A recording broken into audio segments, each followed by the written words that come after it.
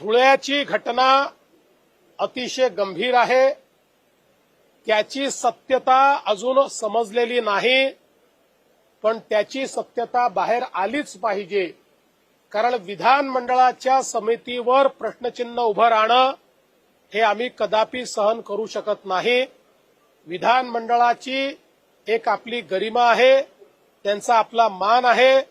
अशा परिस्थितीमध्ये दूध का दूध पाणी का पाणी झालंच पाहिजे आणि म्हणून या संपूर्ण घटनेची चौकशी एसआयटी नेमून आम्ही करायचं ठरवलेलं आहे। याच्यामध्ये कोण दोषी आहे, कोणी मागितलेले पैसे आहेत का, या सगळ्या गोष्टीचा छडा लावण्यात येईल। आणि त्याचवेळी मी स्वतः विधानसभेचे अध्यक्ष आणि विधान परिषदेचे सभापती या दोघांनाही विनंती करणार आहे की त्यांनीही स्वतंत्रपणे एथिक्स कमिटी गठीत करून या संपूर्ण घटनेची चौकशी करावी।